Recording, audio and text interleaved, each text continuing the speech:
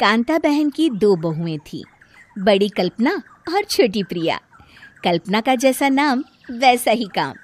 सारा दिन कल्पनाओं में रहती, ना कोई काम करती न कोई धाम।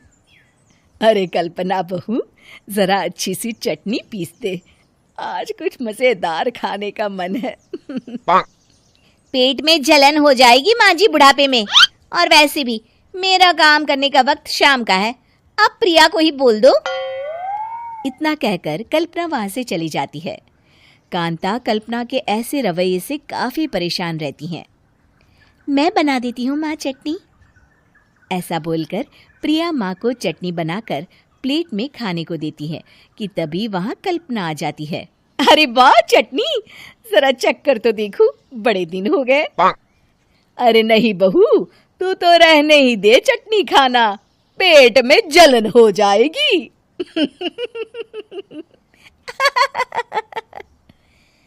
इतना कहकर कांता और प्रिया दोनों हंसने लगते हैं। कल्पना सारा दिन या तो मोबाइल में यूट्यूब देखती या फिर सोती रहती। उसका कमरा भी बिखरा और गंदा रहता। एक दिन कल्पना का पति अशोक उससे कहता है, अरे कल्पना, जानवर भी उस जगह को साफ कर लेता है जहां वो बैठता है, तुम तो इंसान हो, कैसे इतने गंदे कमरे में रह लेती हो? देखो सारा सामान यहाँ वहां बिखरा पड़ा है। ज्यादा अपनी माँ का बोल ना बोलो। हाँ, कमरा तुम्हारा भी तो है, गंदा लग रहा है तो साफ कर लो।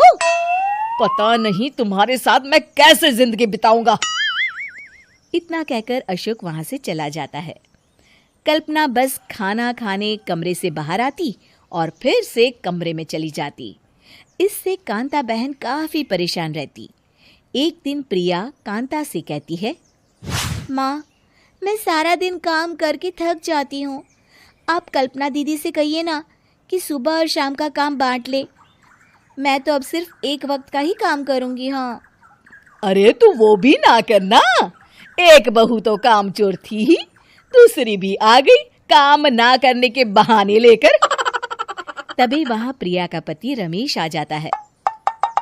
माँ, मैं देख रहा हूँ भाभी कोई काम नहीं करती, प्रिया सारा दिन घर और रसोई का काम करती है, अब कुछ करो ना माँ।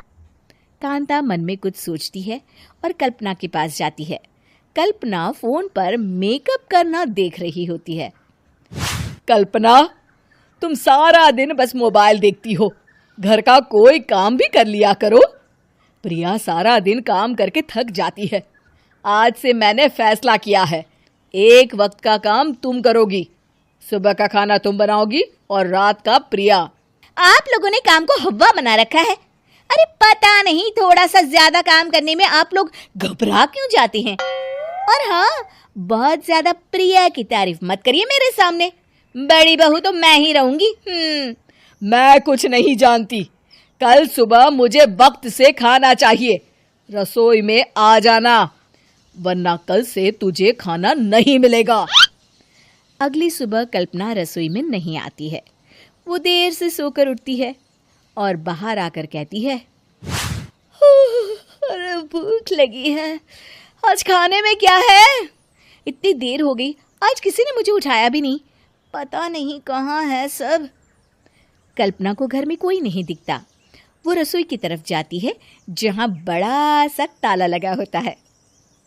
अरे रसोई में ताला? ओ, मैं तो भूल ही गई थी। माँ ने आज से सुबह का खाना मुझे बनाने को कहा था। हे भगवान, इतने लोगों का खाना बनाना क्या आसान है? तभी घर के सारे सदस्य बाहर से वापस आते हैं। वाह माँ जी, मजा आ गया छोले भटूरे खाकर। मेरे मुंह में तो अभी भी स्वाद आ रहा है। अरे कल्पना, तेरे भरोसे रहते तो हम तो भूखे ही रह जाते। कल्पना को बहुत गुस्सा आ जाता है। अब बहुत हो गया, आज से मैं अपनी रसोई अलग कर रही हूँ, मैं अपना खाना खुद बना लिया करूंगी।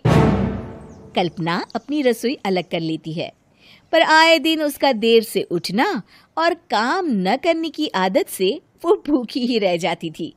उसी के सामने घर के लोग अच्छे अच्छे पकवान खाते और कामचोर कल्पना को जैसे तैसे ही खाना बनाकर खाना पड़ता। पर एक दिन तो हद ही हो गई। माँ, दीदी आज सुबह से कमरे से बाहर नहीं निकली, हमें जाकर देखना चाहिए।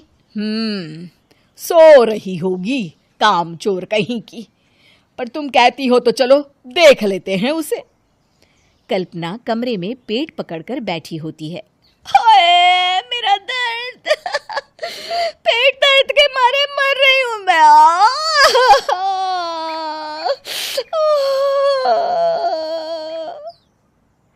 अरे दीदी क्या हुआ? पेट में दर्द क्यों हो रहा है? डॉक्टर को दिखाया आपने? माँ।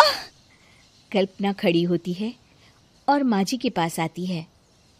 मुझे माफ कर दीजिए, अब से मैं सारे काम में मदद करूंगी, कभी आलस और काम चोरी नहीं करूंगी।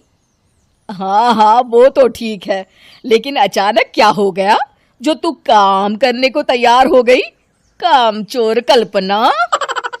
माँ, लगातार बासी और उल्टा पुल्टा खाना खाने के कारण मेरे पेट में इन्फेक्शन हो गया है। काम न करना पड़े इसलिए मैं 2 दिन का खाना एक दिन ही बना लेती थी। बासी और खराब खाना खाने के कारण लेने के देने पड़ गए। पेट में दर्द हो रहा है। चलो अच्छा हुआ, देर आए दुरुस्त आए।